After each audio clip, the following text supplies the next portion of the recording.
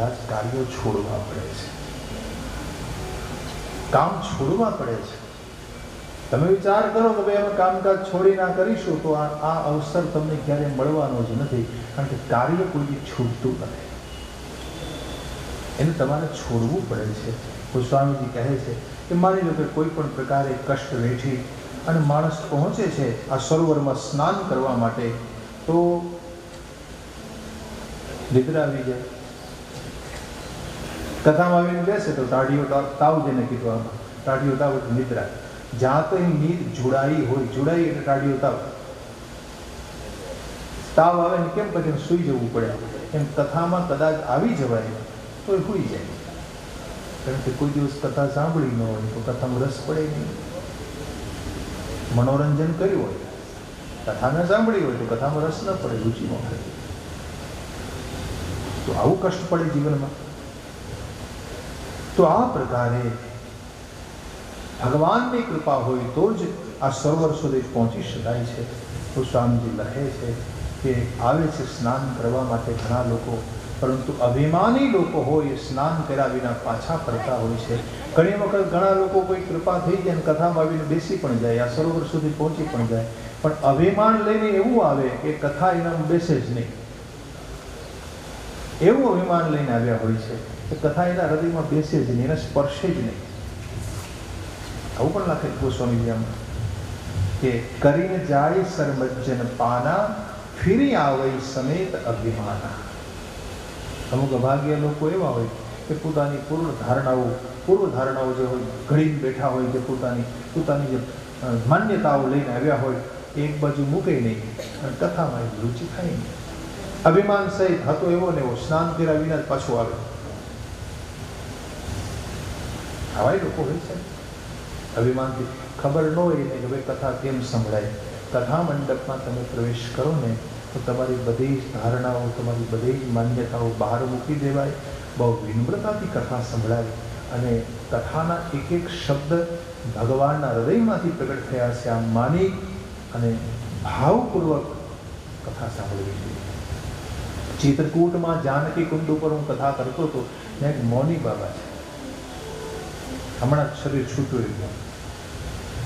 પ્રતિષ્ઠિત સંત જેને કહેવામાં આવે, સારામાં સારી જેની પ્રતિષ્ઠા ચિત્રકૂટના પ્રતિષ્ઠિત સંતોમાં જેની ગણના થાય એ મૌની બાબા મંદાકીરના કિનારે કુટિયાઓ બનાવી ઘણા સંતો રહે, એમાં પોતે નિવાસ કરે.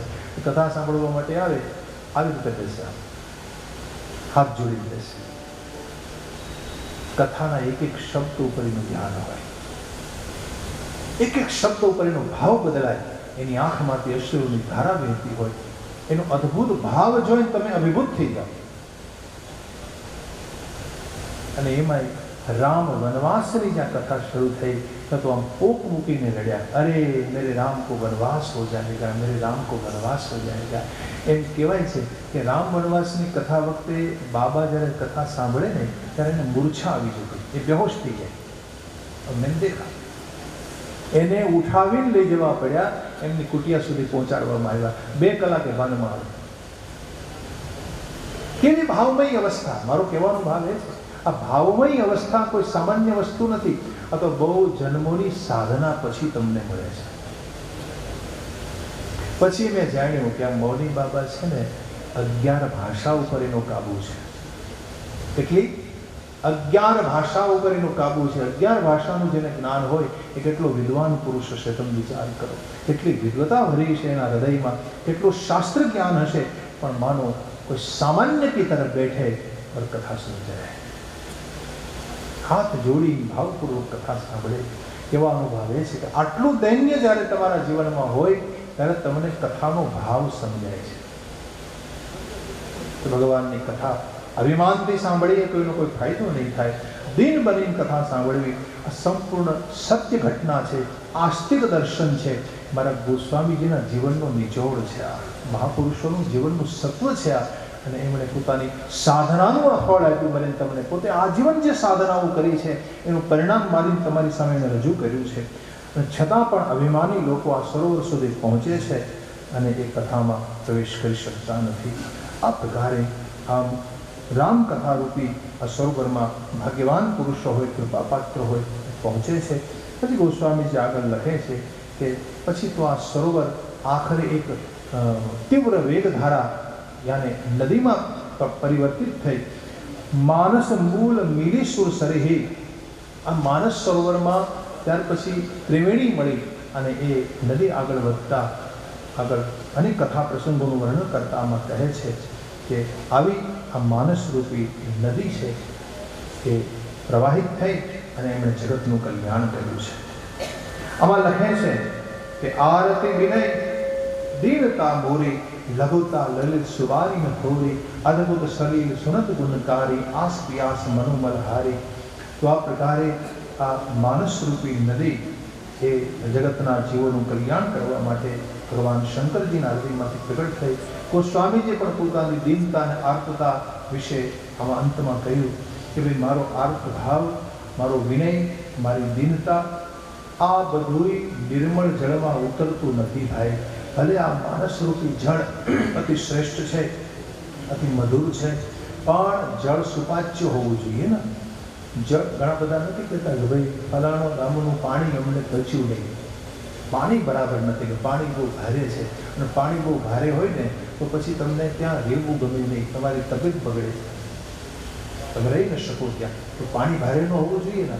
એમ ગોસ્વામીજી કહે છે કે આ માનસ જળને તમને જે બતાવ્યું માનસરૂપી નદી, એનું પાણી ભારે નથી પણ સુપાચ્ય છે. સુપાચ્ય એટલે આ પાચક શા માટે છે? તો ગોસ્વામીજી કહે છે કે આમાં મારો આર્ત ભાવ ભર્યો છે, મારો દીન ભાવ ભર્યો છે. મેં જે આ કથા તમને સંભળાવી ને, આ રામકથા રૂપી જળ એ સુપાચ્ય એટલા માટે છે કે આમાં મારો આર્ત ભાવ છે, મારી દીનતા છે. એને કથા કોને પચે?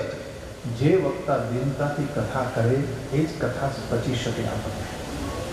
જે વક્તા દૈન્યતાનો ભાવ ધરાવીને કથા કરતો હોય, દીનતાથી બહુ દીન બનીને કથા કરે, આર્ત બનીને કથા કરે, ભાવપૂર્વક કથા કરે, એ જ કથા તમને પચી શકે છે, એ જ કથા તમારું કલ્યાણ કરી શકે છે, એવું ગોસ્વામીજીનું કહેવું છે.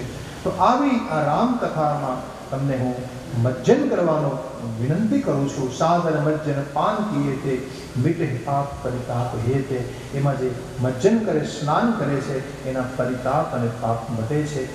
જેને એની બારીને માણસ ધોયે અને જેમણે પોતાના મનને આ રામકથા રૂપી જળમાં ધોયું નથી, જેમણે આ કથા સાંભળી નથી, એમને ખરેખર કલિકાળે નષ્ટ કર્યા છે, કલિયુગે એમને છેદર્યા છે. જીન એહી બારીન માનસ ધોય, જીન એહી બારીન માનસ ધોય, તે કાયર કવિકાલ વિગોય, તે કાયર કવિકાલ વિગોય, તૃષિત कर भव बारी, तुषित निरति रवि कर भव बारी, तिरहि मृग जिमि जीव दुखारी,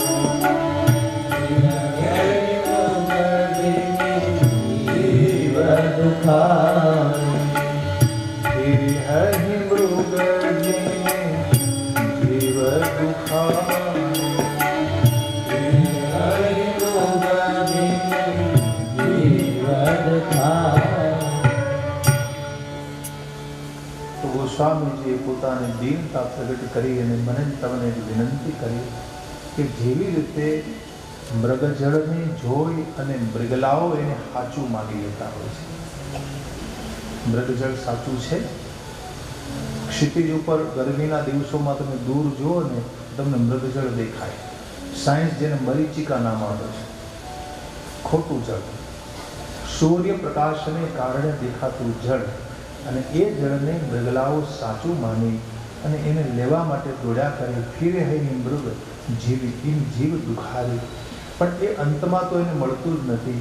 એને મેળવવાની કોશિશમાં મૃગના પ્રાણ જતા રહેતા હોય છે.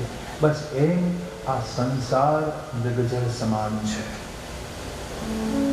આ મૃગજળ સમાન રહેલો આ સંસાર કોઈ દિવસ કોઈને મળ્યો નથી, કોઈનો થયો નથી, થવાનો નથી. फिर भी हम मृग की तरह घूमते रहते हैं। जो आ शरीर है ने, शरीर એનો જાતીય સંબંધ સંસાર સાથે છે। શરીર કોનું? સંસાર એ જ શરીર। આપણા જાતિવાળા લોકો એની સાથે આપણે ભળીએ જ નહીં, ભળીએ ને? આપણે પૂછીએ ભાઈ કઈ જ્ઞાતિ છે તમારી? અમે કોઈને પૂછીએ ભાઈ કેવા બ્રાહ્મણ? અચ્છા ભૂદેવ છો? સારી વાત, સારી વાત, ખુશી થઈ ગઈ। તમે પૂછો કેવા? તો પ્રજાપતિ। વાહ, પધારો પધારો, અમે એવા છીએ, આવો। જાતિ વાળા એને જામે ને? એમાં શરીર સંસારની જાતિનું છે। શરીરની જાતિ કઈ? સંસાર। પણ તમે શરીર નથી। તમે કોણ છો? શરીર છો। હું તમને પૂછું, તમે શરીર છો? શરીર તો છૂટી જવાનું છે। તમારું શરીર તો કંઈક જુદું જ, તમારું સ્વરૂપ તો કંઈક જુદું જ છે। તમે શરીર નથી, તમે જીવ છો। તમે જીવ છો। જીવનો જાતીય સંબંધ પરમાત્મા સાથે છે। જીવનો જાતીય સંબંધ પરમાત્મા સાથે છે। હકીકતે તમે પરમાત્માની જાતિના છો। તમારી અસલમાં જાતિ કઈ? સવારામ ભગતના શબ્દો છે, બ્રહ્મ કાયમ બાલકા બ્રહ્મ હમારી જાત। પીપળી વાળા સવારામ ભગત, બ્રહ્મ કાયમ બાલકા, એટલે બ્રહ્મનો બાળક છો ને બ્રહ્મ હમારી જાત। કોઈએ પૂછ્યું તમારી જાત મહારાજ? તમારી જાત બ્રહ્મ। તો ભગવાનની નજીક યાત્રા કરતો હોય માણસ, પછી એની જાતિપાતિના ભેદ થોડા રહેતા હોય છે। ખરેખર તમે જીવ છો અને જીવનો જાતીય સંબંધ પરમાત્મા સાથે છે। તમે પરમાત્માથી નોખા પડ્યા છો અને પરમાત્માની જાતિના છો। હવે જરા પાછા ઊંડા ઉતરો। હકીકતે તમે આત્મા છો, જીવ પણ નથી। કોણ છો? આત્મા છો। જીવ શબ્દ આવે ને એટલે એમાં ભેદ આવી ગયો કહેવાય, ભેદ। જીવનો અર્થ છે થોડા મેલથી ભરેલો હોય ને એને જીવ કહેવાય। એનામાં થોડુંક મેલ હોય ને એને જીવ કહેવાય। તો જીવ ભાવ આપણને શું કામ પ્રાપ્ત થયો છે? થોડોક મેલ લઈને આવ્યા, અને એ મેલને દૂર કરવા માટે કથા સાંભળવાની છે। એ જે થોડોક અમથો મેલ હૃદયમાં પેસી ગયો છે, એને દૂર કરવા માટે સાધનાઓ, સેવા, જે કંઈ સાધન તમારે કરવું હોય એ મેલને દૂર કરવા માટે છે। જેવો એ મેલ દૂર થયો, તમે જીવ ન રહેતા શિવ થઈ જાઓ છો। વાસ્તવમાં તો તમે શિવ છો। અને માનસ પ્રમાણ આપો, બીજું કઈ પ્રમાણ નહીં, રામાયણનું પ્રમાણ।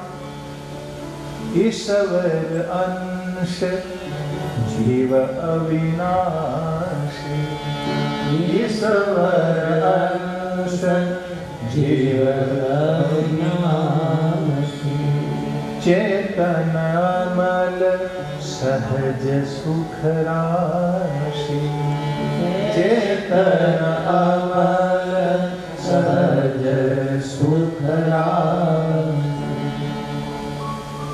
જો આ તમારું પોતાનું સ્વરૂપ છે। ઈશ્વરનો અંશ છો તમે, તમે ચેતન છો, તમે અમલ છો। તમે ક્યારે મરતા નથી, મરે છે શરીર। સંસાર મરે છે, ધ્યાન મેં લેના। સંસારનું આ જેટલું છે ને બધું ખોટું છે, આ બધું નષ્ટ થાય છે। આત્મા મરતો નથી। તમે ચેતન છો, અમલ છો ને। આ આપણી ફિલોસોફી છે ને। ભાગવતના અંતમાં પણ આ જ કહેવામાં આવ્યું છે કે શરીર મરે છે, મરનારું શરીર છે, આત્મા થોડો મરે છે। તો શરીર જાતિ તો કે સંસાર, જીવની જાતિ તો કે પરમાત્મા। તમે પરમાત્માની જાતિના છો, અને તમારી જાતિ કોઈ સામાન્ય જાતિ નથી, તમે કોઈ નીચ વર્ણના નથી, તમે પરમાત્માની જાતિના છો। અને તમારો આત્મા બ્રહ્મની જાતિનો છે। આત્માને જાતીય સંબંધ કોની સાથે છે? બ્રહ્મ સાથે છે। અને તમે બ્રહ્મથી વિખૂટા પડ્યા છો આવું તમને લાગે છે, પણ હકીકતમાં તમે એનાથી જુદા નથી। આ તો અજ્ઞાનને કારણે ભટકી રહ્યા છીએ। જેમ મૃગલાઓને મૃગજળ સાચું લાગે ને ભટકે, એમ મને તમને આ સંસાર સાચો લાગે અને ભટકીએ છીએ। મૃગ જેવી અવસ્થા છે મારી ને તમારી. મૃગલાઓને જેમ મૃગજળ સાચું નથી પણ એને લાગે છે સાચું કે આ સાચું છે, મને મળી જશે, ચાલો હું મારી પ્યાસ બુઝાવું. લેકિન નહીં મિલા, કારણ કે ખોટું જળ છે, ખોટું હોય થોડું મળે છે, જૂઠું ક્યારે મળી શકતું નથી. એમાં શરીર ખોટું, મન ખોટું, બુદ્ધિ ખોટી, વિચારો ખોટા, સંસાર ખોટો. આ જગતમાં કોઈને કશું હાથમાં આવ્યું નથી. હા, તમારા હૃદયમાં જે બેઠો છે ને એ સાચો, જે હૃદયમાં બેઠો છે. કોણ? આત્મા. હવે એને શોધવાને બદલે હું તમે બહારની જ બધી વાતો શોધીએ છીએ, બહારની જ વસ્તુ શોધવામાં મારો તમારો સમય બગાડી નાખીએ છીએ. આ વસ્તુ આપણને રામકથા સમજાવે છે કે કોને શોધાય, કોને શોધવા જોઈએ. તમે હકીકતમાં કોણ છો, તમારું સ્વરૂપ શું છે, તમારે કોને મળવાનું છે, શા હેતુથી આ સંસારમાં આવ્યા છો, એ રામાયણ સમજવાથી, રામાયણ સાંભળવાથી આ વાત આપણને સમજાય છે. ગોસ્વામીજી એટલે પોતે પોતાને કહે છે, આ પોતાના મનને બોધ આપે છે કે ભાઈ તમારા સ્વરૂપને જાણો, તમે કોણ છો, તમે તમને ઓળખો. રામકૃષ્ણ પરમહંસની પાસે એક સજ્જન આવ્યો, એક માણસ સજ્જન, વિવેકાનંદના ગુરુ. એની પાસે એક માણસે આવીને કીધું, મહારાજજી सुना है कि माँ आपके सामने रोज प्रकट होती है, माँ काली हाँ होती है. ઠાકોરે કીધું હા થાય છે, મારી સામે રોજ વાતો કરું છું. અચ્છા તો એક કામ કરો ને, તમારી પાસે આવે તો મારે ઘેર મોકલી દેજો ને. ક્યાં કહા મહારાજ આટલી કૃપા કરો ને તમારે ત્યાં આવે માँ तो कहते ना फलाना बहन ત્યાં जाओ. अच्छा बेटा तू जरा बता तू कहाँ रहता है, कहाँ रहता है तू? तो सरनामું આપ્યું, तो આ ठिकाने रहूं છું. ઠાકોરે કહ્યું કે ભાઈ भला आदमी है, तेरा एड्रेस नहीं है, तू कहाँ है, तेरा एड्रेस कौन सा है? तो कि भाई मैं तुम्हारा घर નું સરનામું આપ્યું છે. नहीं तू नहीं है, ये तेरा एड्रेस नहीं है. तो पहला એમ થયું કે ભાઈ તારો ઓફિસનું એડ્રેસ આપી દો, ઓફિસનું હતું. नहीं ये भी तेरा एड्रेस नहीं है, तू कहाँ है ये मुझे बता. ફરી પાછું કંઈક બીજું હતું, કોઈ પંપ કે કોઈ કારખાનું કે એનું એડ્રેસ આપ્યું. रामकृष्ण देवे कहूँ भला आदमी कि तेरा एड्रेस नहीं है, तेरा तू तेरी पहचान दे कि तू कहाँ है. तने तारी खबर नहीं तू क्या है, અને તું એમ કહે છે કે માને મારી પાસે મોકલજો. તને તારી ખબર પડી જાય કે તું क्या है तो माँ को बुलाने की जरूरत नहीं पड़ेगी, माँ सामने से चली आएगी. माने बोलावा नहीं जવું પડે. માણસને જ્યારે પોતાની ઓળખાણ થઈ જાય કે હું ક્યાં છું, હું કોણ છું, એને પોતાના સરનામાની ખબર નથી. અત્યાર સુધી તમે જે સરનામું આપ્યું તો તમે તમારું મકાન બનાવ્યું એનું સરનામું આપ્યું છે, આ તમારું શરીર જ્યાં રહે છે એનું સરનામું આપ્યું. તો હકીકતે તમારો આત્મા ક્યાં છે, તમારું સ્વરૂપ ક્યાં છે, તમારું સ્વરૂપ કેવું છે, એની જાણ તમને જ્યાં સુધી ન થાય ત્યાં સુધી આ જીવનનો કોઈ હેતુ નથી રહેતો. તો પોતાના સ્વરૂપને ઓળખવાની આ વાત છે. વ્યક્તિ પોતે પોતાને ઓળખી લે એટલે ભગવાન સામેથી આવીને કે લ્યો હવે મને જોઈ લો, मुझे देखना है देख लो. તો વ્યક્તિએ પોતે પોતાને ઓળખવાના છે. એટલા માટે આ કથા છે. ભગવાન ગોસ્વામીજી કહે છે કે અબ રઘુપતિ પદ પંકરો હિય ધરી પાઈ પ્રસાદ. અને હવે ભગવાન રાઘવના ચરણારવિંદમાં પ્રણામ કરી અને બંને મુનિવરનો સંવાદ હું આપને કહીશ. મિલન સુગત સંવાદ. ભરદ્વાજ મુનિ પ્રયાગમાં નિવાસ કરે છે. રાઘવના ચરણોમાં એને અતિ અનુરાગ છે. ગોસ્વામીજી અહીંથી વર્ણન કરે છે. भरद्वाज मुनि बसहि प्रयागा. भरद्वाज मुनि बसहि प्रयागा. तिन्हि राम पद अति अनुरागा. तिन्हि राम पद अति अनुरागा. तापस समदम दया निधाना. तापस समदम दया निधाना. परमारथ पथ परम सुजाना. परमारथ पथ परम सुजाना. माधव कर रवि जग होई. माधव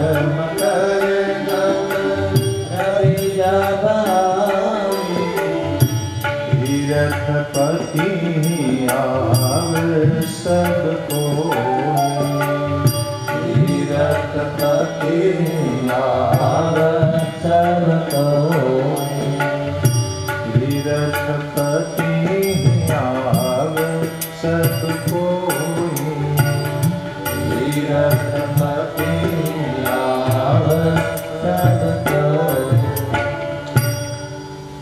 देखिए महाराज मुनिवर भरद्वाज जी પ્રયાગમાં નિવાસ કરે છે. ભગવાન રાઘવના ચરણોમાં એને ખૂબ પ્રેમ છે, અનુરાગ છે.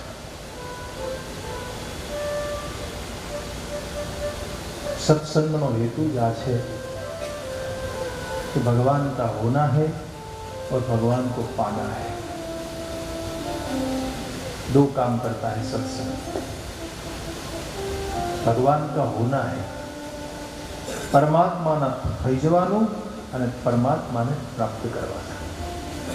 ઈશ્વરનું થવાનું છે. ઈશ્વરનું થઈ જવું એને જ પ્રેમ કહેવાય,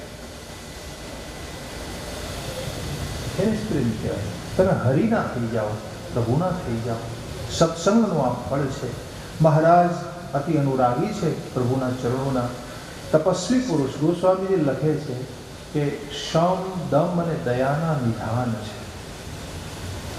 શમ અને દમ મહત્વની વસ્તુ છે. શમ કોને કહેવાય? શમ એટલે શું? જેની બુદ્ધિ સાધના દ્વારા શાંત થઈ ગઈ છે એને શમ કહેવાય. ખૂબ સાધના કરે, ખૂબ નામ સ્મરણ કરે, ખૂબ સાધના કરે, આમ કરતા કરતા જેને પોતાની બુદ્ધિને શાંત કરી દીધી છે. આપણા બુદ્ધિના ઉછાળા બંધ થવા જોઈએ. અને બુદ્ધિમાન માણસ હોય ને તો એનો તો સ્વભાવ હોય, ઘડીક આમ દોડો, ઘડીક આમ ભાગો, આ કરી લઉં, ના કરી લઉં, આમ બનાવી લઉં, આમ વાત કરી લઉં, આ મેળવી લઉં. વધારે સૂક્ષ્મ બુદ્ધિવાળા માણસો અનાજ કરતા હોય છે ને. રાવણને એ તો ક્યાં, રાવણમાં બહુ બુદ્ધિનું તત્વ હતું, ક્યાં હોવા? તો સાધના દ્વારા બુદ્ધિ જેની શાંત થઈ જાય એને શમ કહેવાય. અથવા વેદાંતનો અર્થ બતાવું તો નિગ્રહો બાહ્ય વૃત્તિ નામ દમ ઇત્યવિધીયતે સદૈવ વાસના ત્યાગ શમ ઇત્યવિધીયતે. કાયમને માટે જેને પોતાની વાસના ત્યાગી દીધી હોય એને શમ કહેવાય. કાયમને માટે જેને પોતાની, જેના હૃદયમાં વાસના જાગતી જ નથી, એવા છે મહાપુરુષ ભરદ્વાજજી. એને શમ. દમ એટલે ઇન્દ્રિય નિગ્રહ. જો ભાઈ તમે મૌન વ્રત રાખો, જપ કરો, તપ કરો, વ્રત કરો, ઉપવાસ કરો, કથા સાંભળો, આમાંનું ગમે એ કરો, પણ જો તમારી ઇન્દ્રિયો તમને વશમાં ન હોય ને તો આ બધું જ તમારા માટે ખોટું પડે છે. આ બધું દંભ કર્યો કહેવાય. જે વ્યક્તિ પોતાની ઇન્દ્રિયોને વશ ન કરી શકે તો ગમે એટલા સાધન કરે તો એને માટે દંભ કહેવાય. એટલે તો મહાપુરુષો વનવારી સાધનાઓ કરતા હોય છે. મહારાજ શમ દમ દયા નિધાન છે. પરમાર્થ તત્ સુજાન. હવે મકર સંક્રાંતિનો સમય આવ્યો, જ્યારે મકર રાશિમાં સૂર્યનો પ્રવેશ થાય એનો મહિમા હોય છે. એટલે બધા જ આ તીર્થમાં પધારે છે. અને મકર સંક્રાંતિના સમયે તીર્થપતિ પ્રયાગરાજમાં બધા આવે છે. અનેક પ્રકારના દેવ કિન્નરો આદિ પધાર્યા. ત્રિવેણીમાં સ્નાન કર્યું, વેણી માધવની પૂજા કરી, અક્ષયવટને પરિક્રમા કરી, સ્પર્શથી પુણ્ય મેળવ્યું. ભરદ્વાજ ઋષિનો અહીં સુંદર મનોરમ આશ્રમ છે. અનેક પ્રકારના ઋષિઓનો સમાજ ત્યાં પધારે છે અને ફરી પાછા સ્નાન કરી તીર્થરાજનું સેવન કરે. એકબીજાને પરસ્પર મળે છે પ્રેમપૂર્વક. અને સંત પુરુષો મળે તો શું થાય? હરિગુણ ગાન થાય છે. ચાર મિલે 64 ખિલે 20 રહે કર જોડ, હરિજન સે હરિજન મિલે કોઈ નાચે 7 કરોડ. આમ ચાર આંખો મળે સંત પુરુષોની और कहीं परस्पर हरिगुण गाहा.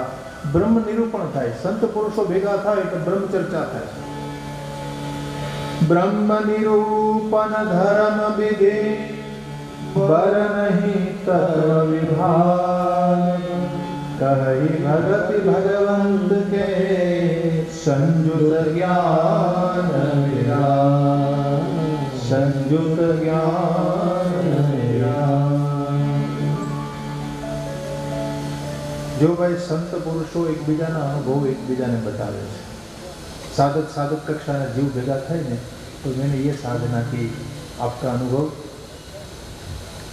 सामने मानस पोतानो अनुभव करे कहे तो मैं आटली आटली जो साधना कोने कहेवाय? साधक साधना करे, साधक कोने कहेवाय? સાધક એટલે શું? સાધ્યને મેળવવા માટે જે વ્યાકુળ હોય એને સાધક કહેવાય. સાધ્યને મેળવવા માટે જે વ્યાકુળ હોય, માની લો કે રામ મારા માટે સાધ્ય છે, હું રામ ઉપાસક છું, રામ મને ક્યારે મળે, રામ મને ક્યારે મળે, રામને હું ક્યારે જોઈ શકું, એને માટે જેનું હૃદય વ્યાકુળ રહેતું હોય એને સાધક કહેવાય.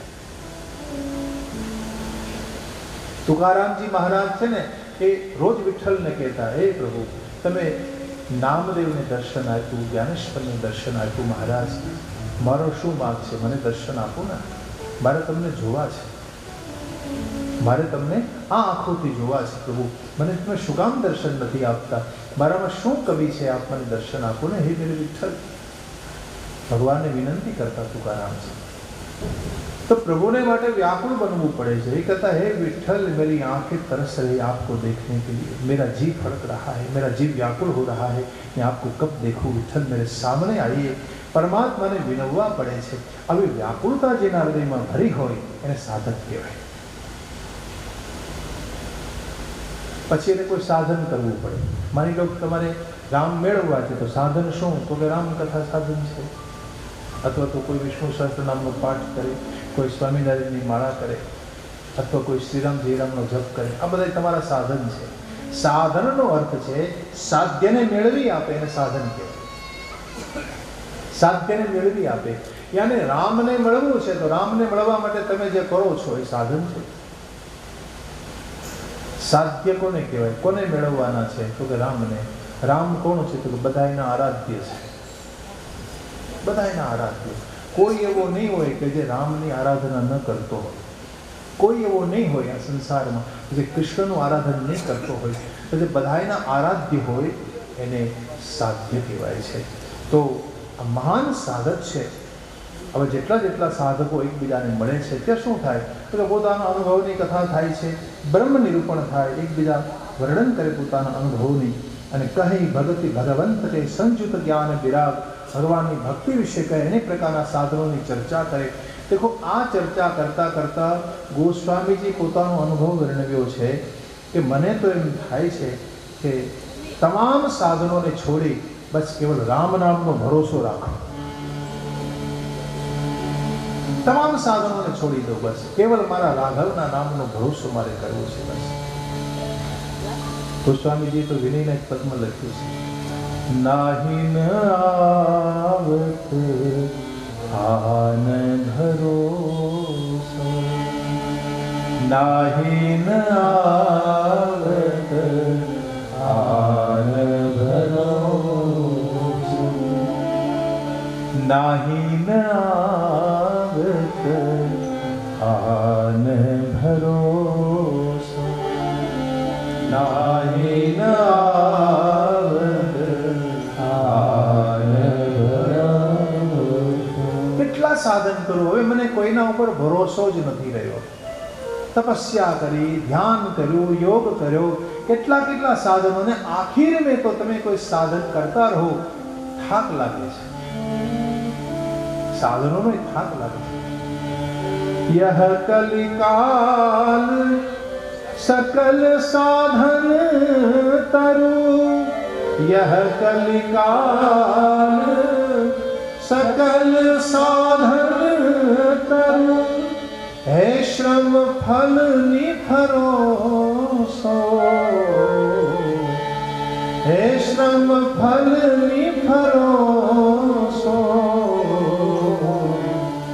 नाहि न आवत आन भरो, नाहि न आवत आन भरो. हे श्रम फल निफरोसो. બસ કોઈ પણ સાધન કરશો અંતમાં તો તમને શ્રમ થવાનો છે.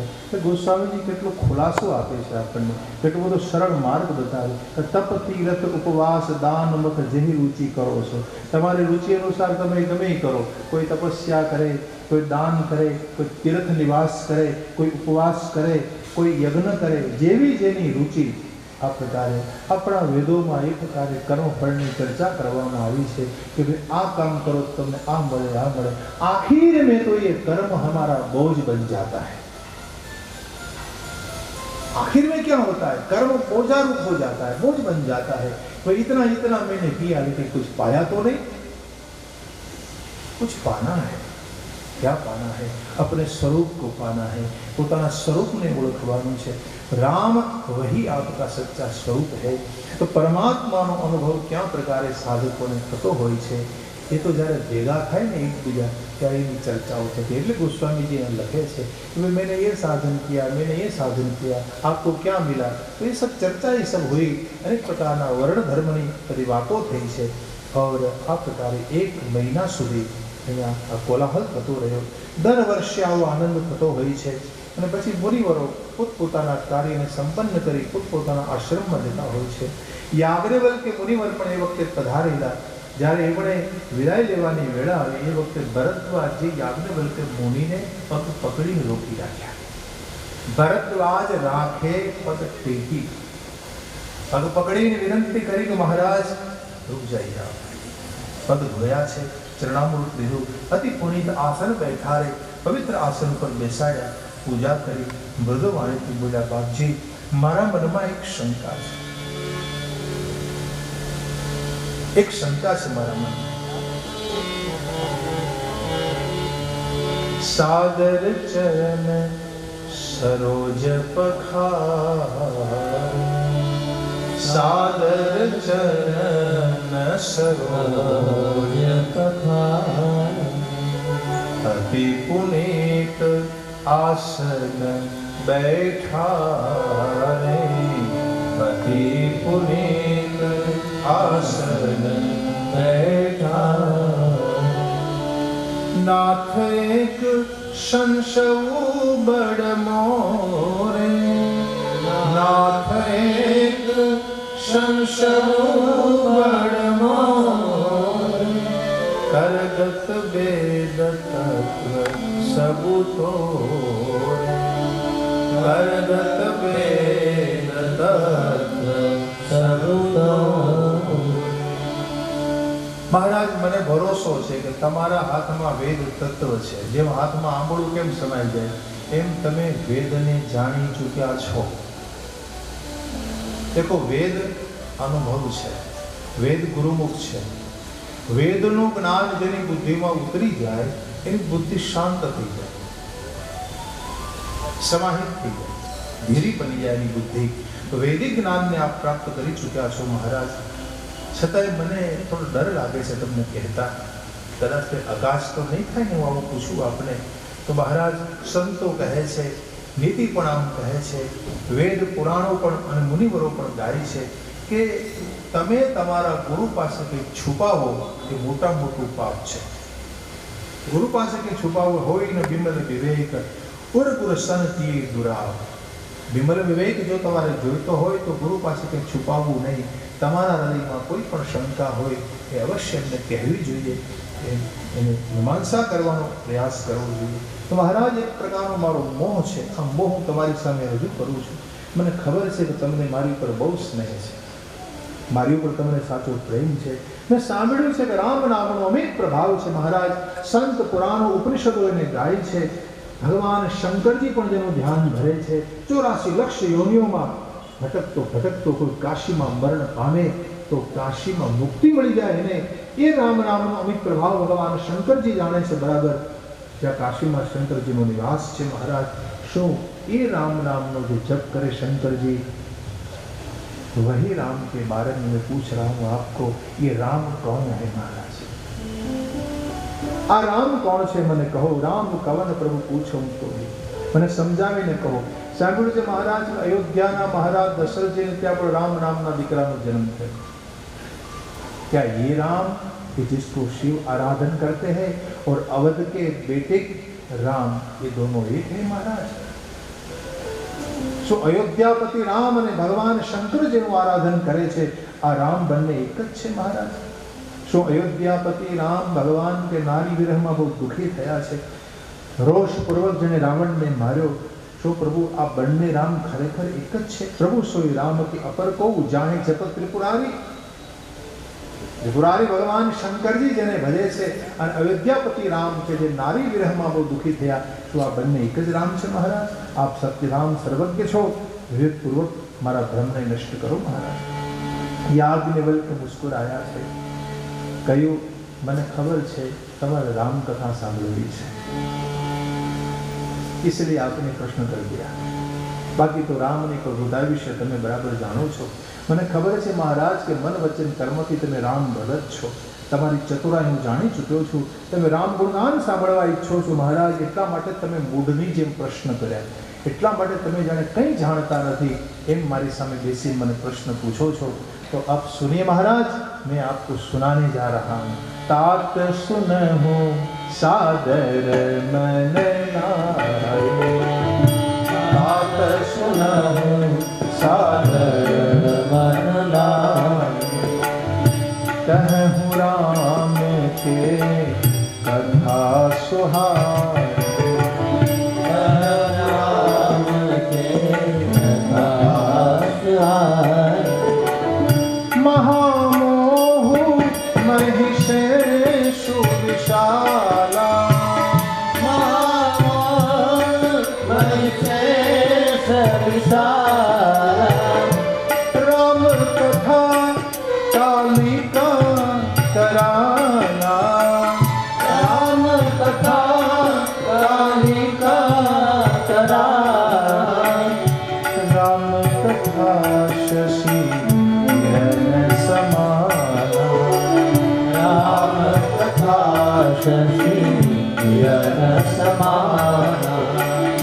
संत चकोर करही जेहि पाना, संत चकार करही जेहि पाना, संत चकोर करही जेहि पाना, संत चकार करही जेहि पाना. मन लावीने સાંભળજો મહારાજ, मन लावीने.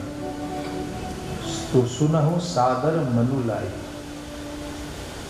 राम कथा सुनाता हूं आपको. महामोह ने नष्ट करवा माटे राम कथा का समान છે.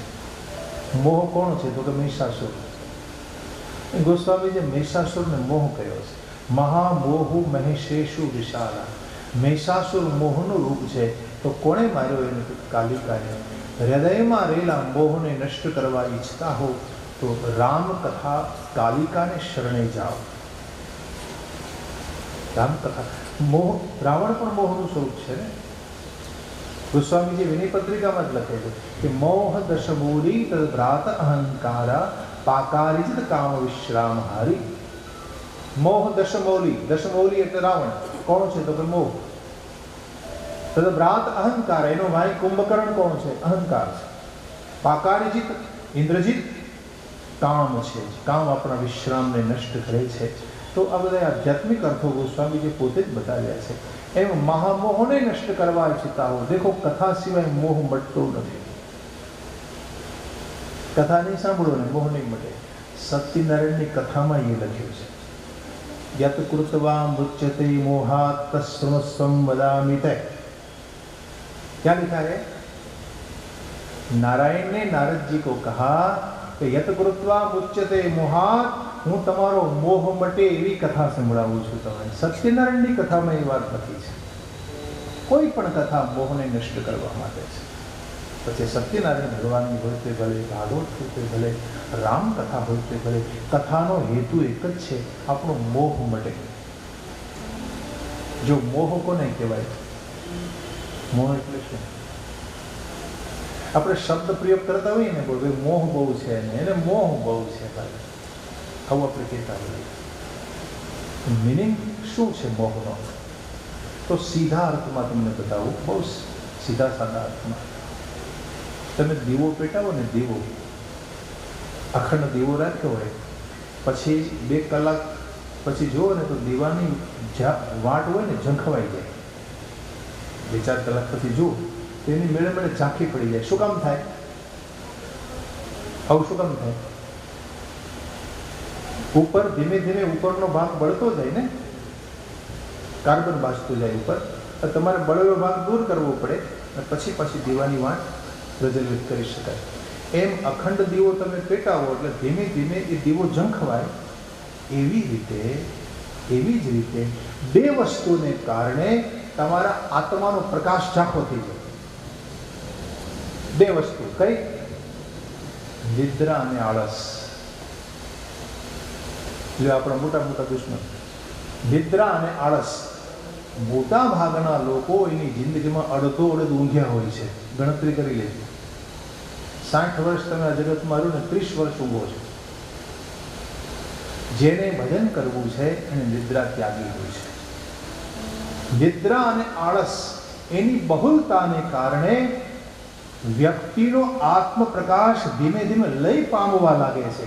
એની પાસે પ્રકાશ તો છે, આત્મ તત્વ તમે ભેગું લઈને આવ્યા છો ભાઈ. તમારે જેને મેળવવાના છે તમે પોતે જ છો. તમારે જેને મેળવવાના છે કોઈ બીજાને મેળવવાના નથી. તમારે તમને જ મેળવવાના છે. તમારે પોતાને જ તમારે ઓળખવાના છે. તો તમે પોતે જ હો તો ઓળખાતા કેમ નથી? તો કે બે વસ્તુને કારણે, નિદ્રા અને આળસ. એ દૂર થઈ જાય એટલે શું થાય? તમને તમારો પ્રકાશ ઝંખવાતો બંધ થઈ જાય. એવો ને એવો પ્રકાશ, આત્મપ્રકાશ તમને દેખાવા લાગે. ધીરે ધીરે તમારા સ્વરૂપની ઓળખાણ તમને થવા લાગે. તો જેવી રીતે દીવો કેમ ઝાંખો પડી જાય, એમ બે વસ્તુને કારણે નિદ્રા અને આળસ આ બે છૂટી ગઈ જેની, એનો આત્મપ્રકાશ એવો ને એવો પ્રકાશિત થાય. પણ ઝંખવાવા લાગે ત્યારે આત્મપ્રકાશ, એને મોહ કહેવાય. એને મોહ કહેવાય. યાને તમે તમારા આત્માને ભૂલી ગયા, તમે તમારા સ્વરૂપને વિસરી ગયા, જેને આત્મવિસ્મૃતિ કહેવાય. માણસ જ્યારે પોતે પોતાના સ્વરૂપને ભૂલે છે ત્યારે એના જીવનમાં દુઃખનો આરંભ થાય છે. આ દુઃખ બહારથી નથી આવતું, આ દુઃખ તમે જ બોલાવ્યું છે. આ દુઃખને બોલાવનાર કોણ છે? તમે પોતે જ એને બોલાવો છો. અને તમે પોતે કોણ છો એ તમે ભૂલી ગયા છો. તો આ આખું જ્ઞાન છે આપણા શાસ્ત્રોનું, અને વેદાંત જ્ઞાન કહેવાય છે. એટલે કહે એ મોહનું સ્વરૂપ છે. હવે આત્માને વિસરી જાય ને ત્યાર પછી બીજી વસ્તુ પાછળ દોડવા લાગે. આજે ભૌતિક બધી વસ્તુઓ છે, એ ભૌતિક વસ્તુ તમને સાચી લાગવા લાગે. હકીકતે સાચી નથી. સાચું સ્વરૂપ તો તમારા હૃદયમાં બેઠું છે. સાચું સ્વરૂપ તમારા પોતાના હૃદયમાં છે. મહાપુરુષોના આ વચનો તમને વારંવાર સાંભળવામાં પણ આવશે. તો આ વાત હકીકત છે. એટલે કહે છે કે મહારાજ, મોહને કારણે વ્યક્તિ દુઃખી થાય છે અને એને નષ્ટ કરવા માટે એક જ ઉપાય છે ભગવાનની કથા. રામકથા કાલિકા સમાન છે. એ મહિષાસુર રૂપી મોહને નષ્ટ કરે તો મોહ મટે ભાઈ, તો જ આત્મપ્રકાશની પ્રાપ્તિનો તમને અનુભવ થશે. તમારી જેમ શંકા કરી હતી ભવાનીએ મહાદેવજીની સામે, મહારાજ એ હકીકત હું આપને કહેવા માટે જઈ રહ્યો છું.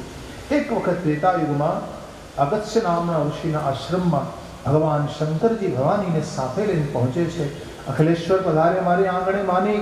અને મહારાજ અગસ્ત્ય ઋષિએ શિવ અને પાર્વતીની પૂજા કરી. ભગવાન શંકરજી વિનંતી કરી કે બાપજી મને કથા સંભળાવો ને. શંકરજી કથા સાંભળવાના બહુ પ્રેમી છે. પોતે બહુ સારા કથાકાર છે અને છતાંય કથા સાંભળવાના આગ્રહી છે. જો ભાઈ, કથા સાંભળ્યા વિના સારા કથાકાર બની શકાય નહીં. કથાકારને ખૂબ કથા સાંભળવી પડે છે, ત્યારે સારી કથા કરી શકે. ભગવાન શંકરજીને જ્યારે મોકો મળે છે ને ત્યારે કાકભૂષણજી પાસે પહોંચી જાય છે કથા સુનતે. જ્યારે અવસર મળે ત્યારે અગસ્ત્ય ઋષિ પાસે આવીને વિનંતી કરી, મહારાજ મુझे કથા સુનાઈ. મુનિ અને શંકરજીને કથા સંભળાવી. પાર્વતીજી પાસ में बैठी, राम कथा मुनि बरज बखानी, राम कथा मुनि बरज बखानी, सुनि महेश परम सुख माने, सुनि महेश परम सुख माने. ऋषि पूछे हरि भगति सुहाए, ऋषि पूछे हरि भगति सुहाए, कहीं शंभो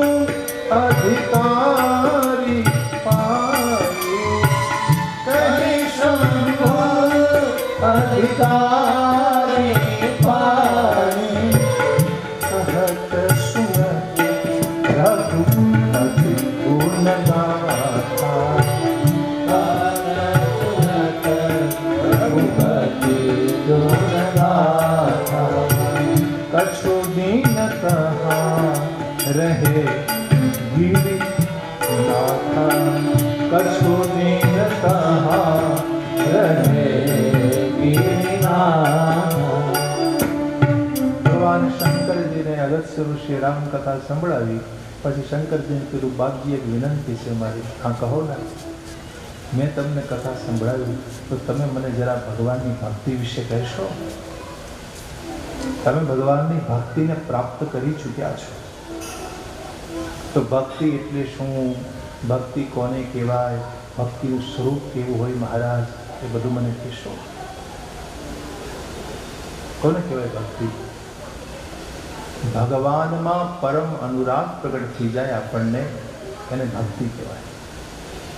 પરમાત્મામાં આપણને પરમ પ્રેમ થઈ જવો જોઈએ, બસ ઈશ્વરમાં જ પરમ પ્રેમ, આ ભક્તિ.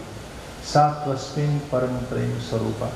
દેખો ભક્તિ ભગવાન આપે છે.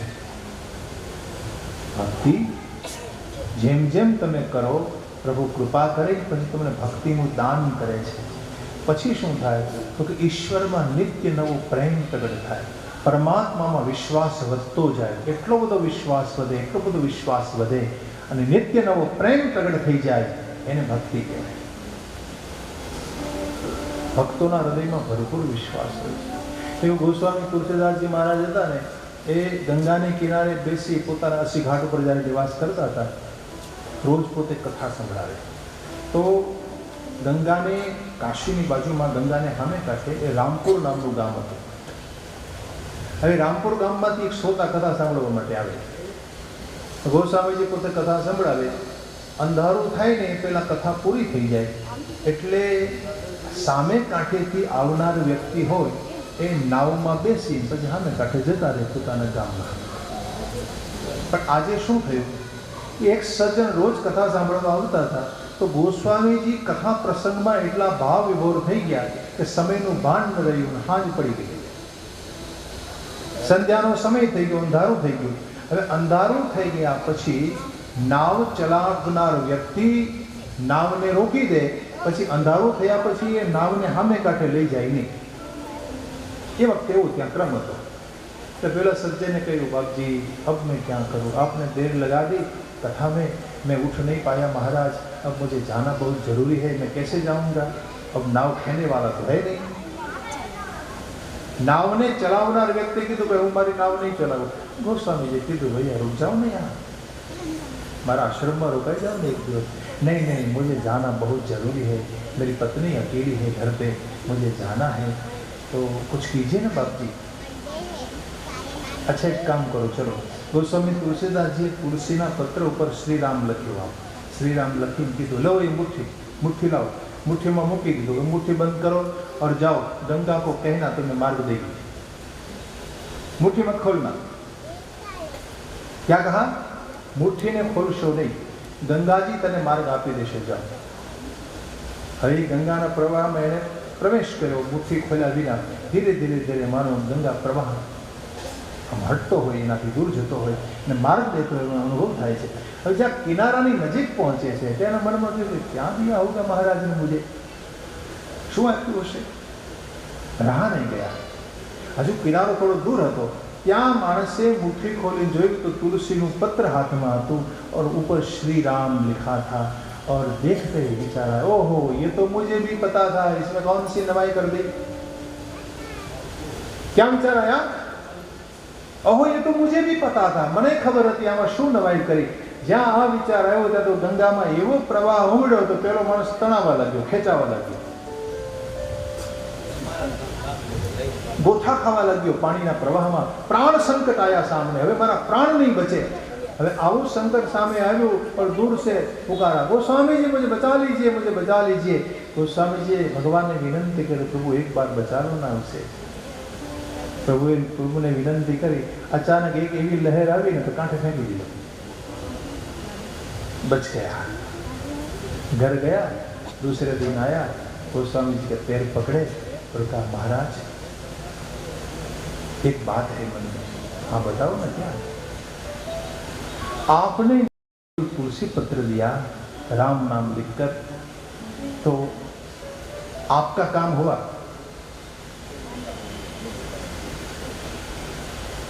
और मैंने जब देखा कि मुझसे भी होगा तो मेरा काम क्यों नहीं हुआ? તમે મને કેવલ તુલસી પત્ર શ્રી રામ નામ લખીને મને આપ્યું, મારી મુઠ્ઠીમાં હું ગંગા પાર કરવાની તૈયારીમાં હતો, પરંતુ મેં આમ મુઠ્ઠી ખોલીને જોયું અને મારા મનમાં વિચાર થયો કે આમાં શું નવાય છે, આ તો બધી મને ખબર છે, તો પછી મારાથી એ કામ ન થયું, મારી પર પ્રાણ સંકટ કેમ આવ્યું મહારાજ? તો કારણ ક્યાં મહારાજ? મુજે બતાઈએ, તમારામાં મારામાં અંતર શું છે એ કહો મહારાજ. આ સજ્જને શું પૂછ્યું ગોસ્વામીજીને કે તમારામાં મારામાં અંતર શું છે એ કહો મહારાજ. गोस्वामी जी जवाब आया, भला आदमी वैसे अंतर तो कुछ है नहीं, अगर है तो विश्वास का अंतर है. क्या है? अगर है तो विश्वास का अंतर है. ते पेलो हाथ में तुलसी पत्र जोયું तारो विश्वास जगी गयो, अरे इसमें कौन सी बड़ी बात है? विश्वास का अंतर होता है भैया. माराમાં જે વિશ્વાસ છે, મારામાં જે ભરોસો છે એ તારામાં નથી. મને જે હરિનામમાં ભરોસો છે, મને જે હરિકથા સાંભળ્યા પછી જે ભરોસો બેસે છે, જે ભાવ છે મારા હૃદયમાં, એ ભાવ તારામાં હજી પ્રતિષ્ઠિત થયો નથી, કારણ કે ભગવાને તને ભક્તિ નથી આપી. આ ભક્તિની વ્યાખ્યા છે કે નિત્યનો વિશ્વાસ જાગે હરિમાં, ભરપૂર વિશ્વાસ પ્રભુમાં જાગે અને પ્રભુમાં નિત્ય નવો પ્રેમ જાગે. આ ભક્તિ છે. જો ભાઈ તમે રોજ ભગવાનનું દર્શન કરવા માટે જાઓ છો મંદિરે, દર્શન કર્યા પછી પ્રેમ વધવો જોઈએ. દિવસે દિવસે પ્રેમ વધે છે, પ્રેમ વધે છે, પ્રેમ વધવો જોઈએ. દર્શન કર્યા પછી, કથા સાંભળ્યા પછી જો ભગવાનમાં તમારો પ્રેમ વધે નહીં તો દર્શનનો કોઈ મહિમા રહેતો નથી. આપણો વિશ્વાસ વધવો જોઈએ, ભરોસો વધવો જોઈએ, પ્રેમ વધવો જોઈએ. અને આ પ્રેમ જો વધે तो आने भक्ति નું स्वरूप કહેવાય છે. तो महाराज ये भक्ति के बारे में मुझे बता दीजिए. भक्ति विषय બધું વિવરણ ભગવાન શંકરજી ભક્તિ દાતા છે, ભક્તિ પ્રાપ્ત કરી ચૂક્યા છે, એમનો મહિમા બતાવ્યો છે. આ પ્રકારે ગિરિનાથ ભગવાન શંકરજી થોડા દિવસો સુધી ત્યાં નિવાસ કરે છે. બરાબર એ વખતે ભગવાન રામચંદ્રજી ભૂમિનો ભાર ઉતારવા માટે પ્રગટ થયેલા અવતાર દશામાં હતા. ભગવાન રામની લીલા થઈ રહી હતી. ભગવાને ઉદાસી વેશ ધરી પિતાની આજ્ઞા પ્રાપ્ત કરી દંડક વનમાં વિચરણ કરે છે જાનકીજીની શોધ કરતા કરતા. તો એ વખતે ભગવાન શંકરના મનમાં એવો વિચાર થયો કે મુझे રામ દર્શન कैसे हो. ભગવાન રામ અવતરિત થઈ ચૂક્યા છે તો મને રામ દર્શન થાય, આવી ભાવના જાગી છે શંકરજીના મનમાં. શંકરજીના મનમાં ભાવના જાગી તો તુરંત પૂર્ણ हुई. जा रहे भगवान के साथ अचानक भगवान राम અને લક્ષ્મણજીને એમને દર્શન થાય છે અને દર્શન કરતા શંકરજીની આંખમાંથી અશ્રુની ધારા વહેવા લાગી છે. શરીર ગદગદ થયું, રોમ રોમ પુલકિત થયા છે, પરંતુ કુછ સમય વિચારી અને પોતાની ઉપર શંકરજીએ કાબુ કરી લીધો. જો ભાઈ આવી અવસ્થામાં તમે જતા રહો ને તો બાજુવાળાને એમ થાય કે આવું આને કેમ થતું હશે. કોઈ અધિકારી વ્યક્તિ બાજુ બેઠો હોય તો તેને ખબર પડી જાય કે ભાઈ આ તો સ્વાભાવિક અવસ્થા હોય છે ભક્તોની. રોમ રોમ પુલકિત થાય, વાણી ગદગદ થાય, આંખમાંથી આંસુ નીકળે, આ તો એની સ્વાભાવિક અવસ્થા. પણ જેને એનો અનુભવ ન હોય ને એને તમે ગાંડા લખો. એટલે ગોસ્વામીજી લખે છે કે કુછ સમયનો વિચાર કરી અને ભગવાને પોતાની પર કાબુ કર્યો. ઉર ઉપજા સંદેહો વિશેષી. શંકરની આ દશા જોઈ અને ભવાનીના હૃદયમાં થોડો સંદેહ થયો કે શંકરજી તો જગત વંદ્ય છે, બ્રહ્માદિ દેવતાઓ જેને પ્રણામ કરે છે, તો આ બંને રાજકુમારોની છબી જોઈ, એના દર્શન કરી આટલા બધા મગ્ન કેમ થઈ ગયા? જો તો ખરા હજુ સુધી એના પ્રેમને રોકી શકતા નથી. તો કોણ હે એ દોનો રાજકુમાર? ભગવાન શંકરજીની આવી દશા કેમ થઈ? આવો વિચાર થયો ભવાનીના મનમાં. ગોસ્વામીજી લખે છે, બ્રહ્મ જો વ્યાપક બિરજ અજ અકલ અમીહ અભય શોકી દેહ ધરી હોય નર જાહિ ન જાનત રે જાહિ ન જાનત રે. જો આ બ્રહ્મ શરીર ધરીને આવ્યા હોય તો જ શંકરજીને આ અવસ્થા પ્રાપ્ત થાય. શું આ એ જ બ્રહ્મ છે જે દેહ ધરીને આવ્યા, જે વ્યાપકમાં નિવાસ કરનારા, અકલ ઈચ્છા વગરના, અભેદ? શું એ દેહધારી બનીને આવ્યા હશે? દશરથ કે બેટે બનકર આયા? क्या यही ब्रह्म है? ये भवानीना मनमा આવી શંકાઓ ઉપજી છે. અસ સંશય મન ભયો અપારા હોય ન હૃદય પ્રબોધ પ્રચાર. તો હૃદયમાં બોધ થતો નથી, શંકાઓ થઈ મનમાં. શું નહીં સતી તો નારી સ્વભાવ. જો કે એને પ્રગટ ન કરી, પણ શંકરજીને ખબર પડી ગઈ સતીના મનમાં સંશય થયો છે કે ભાઈ આ એ જ રામ છે, શું આ એ જ બ્રહ્મ છે? કે ભગવાન શંકરજી જેની સાધનામાં રત રહે છે. તો હૃદયમાં સંશય થયો, શંકા થઈ. શંકરજીને એનો અણસાર આવી ગયો. સમજાવવાની કોશિશ કરી. દેવી કુંભજ ઋષિએ જેની કથા આપણી સામે ગાય, આ એ જ રામ છે. જેની ભક્તિ મેં મહારાજને કઈ સંભળાવી, આ એ જ રામ છે. આ એ જ મારા ઈષ્ટદેવ છે કે જેને મોટા મોટા ધીર પુરુષો ભજે છે. અનેક પ્રકારે એમને ભવાનીને સમજાવવાની કોશિશ કરી. ગોસ્વામીજી એક છંદમાં વર્ણન કરે છે.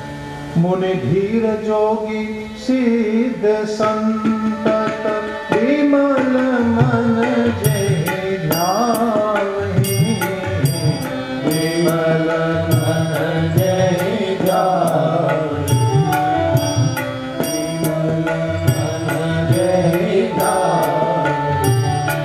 કહીને તિનિગમ પુરાણ આદમ જાસુ કીર્તિ ગાવહી, જાસુ કીર્તિ ગાવહી, જાસુ કીર્તિ ગાવહી. સોઈ રામ વ્યાપક બ્રહ્મ ભુવન નિકાય પતિ માયા ધની, અવતરે અપન ભગત હિત નિજ તંત્ર નિત રઘુકુલ મની, નિજ તંત્ર નિત રઘુકુલ મની, નિજ તંત્ર નિત રઘુકુલ મની.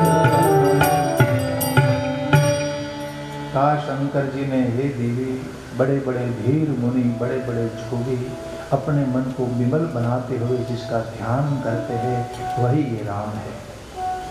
वेद शास्त्रों ने पुराणों जिन्हें नेति नेति कहे शांत हो जाते हैं, जिनके चरणों में ये वही राम है. વેદો જેની કીર્તિનું ગાન કરે છે, નિરંતર શેષ જેને પોતાના શસ્ત્ર મુકુથી વર્ણવે છે, એ વહી રામ है. હા, ભગતના હિત માટે અવતાર ધરીને આવે છે. એક પ્રભુ છે ને, એ કરુણાને વશ બનીને આવે છે. કરુણા છે ને, એ ભગવાનનું તપ છે. કોઈ પણ વસ્તુ તમારે મેળવવી હોય તો તપસ્યા કરવી પડે કે નહીં? તપ કરવું પડે, સાધના કરવી પડે, તપ કરવું પડે. તપસ્યાથી તમને વસ્તુ મળે. તપસ્યાથી બધું જ મળે છે માણસને. તપ કર્યા વિના કોઈને કશું મળતું નથી. એમ તમને ખબર છે કે ભગવાનને આ સંસારમાં અવતાર લઈને આવવું પડે ને, ત્યારે એને તપસ્યા કરવી પડે છે. તપસ્યા વિના હરિ પણ આ જગતમાં આવી શકતા નથી. જ્યારે એને જીવ ઉપર કરુણાનો ભાવ જાગે, જીવ ઉપર કલ્યાણ કરવાની ઈચ્છા થાય, એ વખતે ભગવાન તપ કરે છે. અને પ્રભુના તપનું નામ છે કરુણા. કરુણા એ હરિનું તપ છે. અને તપસ્યાને વશ થઈ પ્રભુ અવતરિત થાય છે. તમે જો, જે ભગવાન પોતાના રાજપાટ છોડી અને ઉઘાડા પગે વનમાં ભટકે છે, એ કરુણા નહીં તો ક્યાં હે? જગતના અધિષ્ઠાતા સમુદ્ર પાસે માર્ગ માગે, અરે ભાઈ આ માર્ગ દે દો ના. એ કરુણા નહીં તો ક્યાં હે? જેણે આ સંસાર બનાવ્યો, જેણે આ જગતની રચના કરી, શું એ સામર્થ્ય એનામાં નહોતું? પણ છતાંય સમુદ્ર પાસે માર્ગ માગે છે, અરે ભાઈ આ કુછ રાસ્તા દિખા દો. તો સ્વામીજી સુંદરકાંડમાં લખે છે, માગત પંથ કૃપા મન માહી. માગત પંથ, દરિયા પાસે પંથ માગે છે, લેકિન મનને કૃપા ભરી હે. ક્યાં હે? કૃપા ભરી હે. કૃપા કરવા માટે આવ્યા છે. તો કૃપા કરવાનું જ્યારે મન થાય હરિને, ત્યારે હરિરામ બને છે. ભગવાન કૃષ્ણ રૂપ લઈને આવે છે. પરમાત્માનો કૃપા અવતાર છે. આવા હરિ છે. અનેક પ્રકારે જ્ઞાન આપ્યું છે ભગવાન શંકરજીએ સતીને. લાગન ઉર ઉપદેશો જદપી કહ્યું શિવ બાર બહુ. ભગવાન શંકરજી વારંવાર કહ્યું છતાં પણ સતીને ઉપદેશ ન લાગ્યો. બોલે પીસી મહેશો. એ વખતે ભગવાન શંકરજી હસીને બોલી ઉઠ્યા, હરિ માયા બલુ જાની જીય. હરિની માયાના બળને વખાણ્યું કે ભગવાનની માયા કેટલી બળવાન છે. કહ્યું, દેવી તમારા મનમાં જો સંદેહ હોય તો તમે પરીક્ષા કેમ નથી લેતા? શંકાનું નિવારણ થઈ જશે. જો અહીંયા ચોપાઈ સાંભળો, જો તું મરે મન અતિ સંદેહુ, જો તમારા મનમાં અતિ સંદેહ હોય તો કિન જાઈ પરીક્ષા દેહુ, તો કિન જાઈ, તો તમે જઈને પરીક્ષા કેમ નથી લેતા? એક અર્થ આ થયો. બીજો અર્થ, કિન શબ્દ છે ને એમાં ન ને છૂટો કરી નાખો. કી અને ન એને છૂટો કરો. તો કી ન જાય પરીક્ષા લે, તમારા મનમાં સંદેહ હોય તોય તમારે પરીક્ષા લેવા જવું નહીં. આવો અર્થ થયો. એક અર્થ થયો, સંદેહ છે તો પરીક્ષા શું કામ નથી લેતા? હવે કિન શબ્દને તમે વિલગ કરી નાખો જુદો તો એનો અર્થ બદલી ગયો કે સંદેહ કદાચ હોય તોય તમારે પરીક્ષા લેવા જવું નહીં. કારણ કે રામની પરીક્ષા ન કરાય, ભગવાનની પરીક્ષા ન કરાય. માનો શંકરજી અગાઉથી સચેત કરી દીધા, પરિણામ સારું નહીં આવે, પરિણામ સારું નહીં આવે. હવે પ્રશ્ન એ થાય કે ભગવતી જગદંબા આમ તો શિવની અર્ધાંગીની છે, ભગવાન શંકરજીનું સ્વરૂપ કહેવાય. તો ઘણી વખત આ વાત મને મનમાં ન બેસે કે ભગવાનની પત્ની શંકરની અર્ધાંગીની, એના મનમાં શંકા જાય ખરી? જે વસ્તુ શિવ સમજે છે એ જ વસ્તુ સતી સમજે છે. તો શિવને સમજે ને સતીને ન સમજાય, આમ કેમ બને? શિવ અને શિવા બંને એક જ છે. શિવ શિવા બંને ભિન્ન નથી. પરંતુ એ વસ્તુ સતીને કેમ ન સમજાય? તો એની પાછળનું પણ એક કારણ છે. સતીને ન સમજાય એમ નથી, સતી સમજવા નહોતા માંગતા. સમજાતું તો બધું, પણ એને સમજવું નથી. ન સમજવાનું નાટક કર્યું છે સતીએ. મતલબ આ જે કંઈ લીલા કરીને ભગવતી જગદંબાઈ એ બધું નાટક છે એમ કહી શકાય.